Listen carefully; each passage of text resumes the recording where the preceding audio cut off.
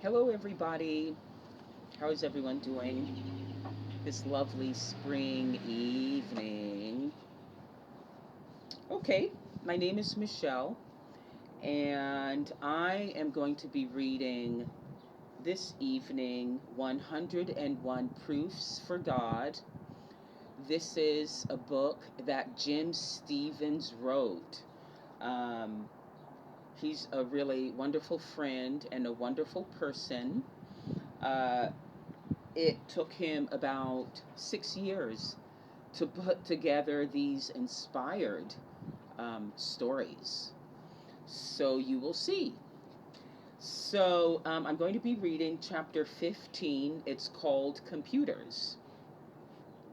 Most of us use computers on a daily basis.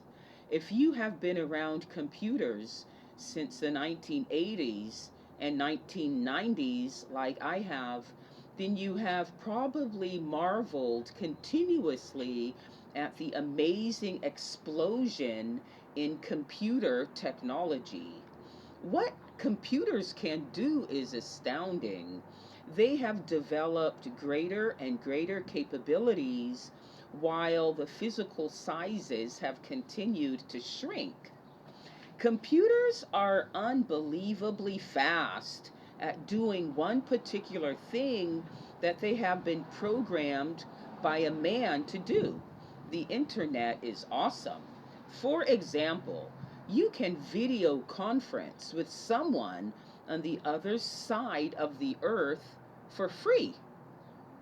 But always remember that with every stage in advancement, there was always an input of creative genius. Men and women following electrical and chemical laws and principles used their intelligence and applied it to make computers faster, smaller, and etc. No computer expert has ever yet invented a computer that is creative and could develop itself. That's just in Hollywood movies. Machines only follow the instructions given them. It may happen one day by way of man's applied creativity, but it won't happen without human input. I'm talking about intelligent designers. No one thinks that given even millions or billions of years, that a computer would get more complex by itself. It would never happen. Given all the correct pieces lying side by side, it would still never happen. Why do people insist on believing that living beings with brains superior to computers somehow magically developed without any intelligent input?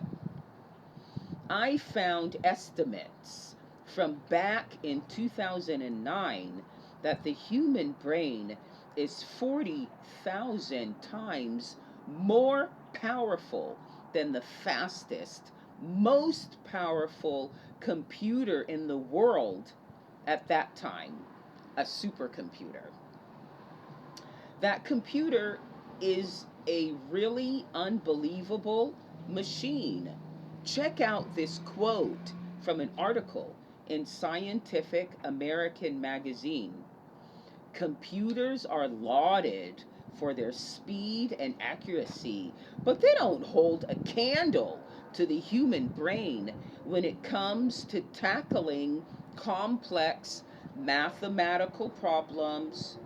Dharmendra Mota, director of cognitive computing at the IBM Almaden Research Center, said at today's event.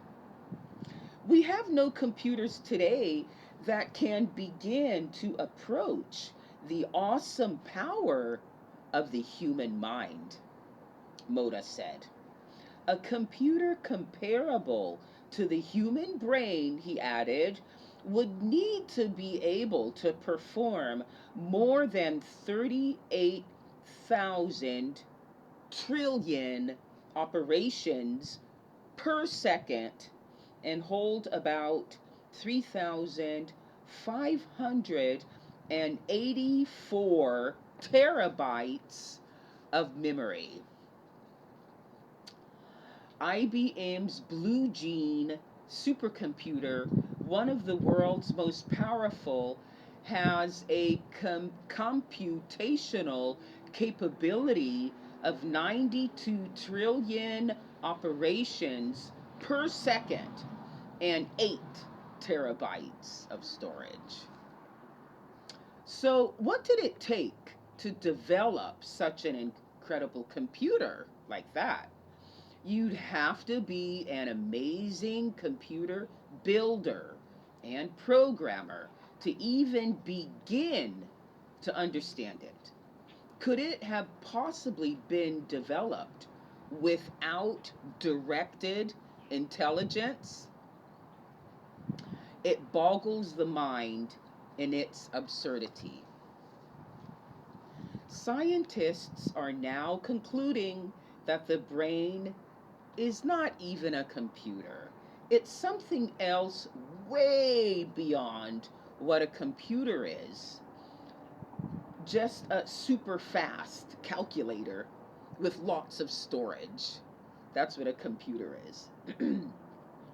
It takes in trillions of information, bits each second, and constantly monitors everything: your heart and circulatory system, lungs and respiratory system, digestive system, excretory system, eyes, ears, nose, mouth, skin, etc. And all of that is being done, and you aren't even aware of it consciously.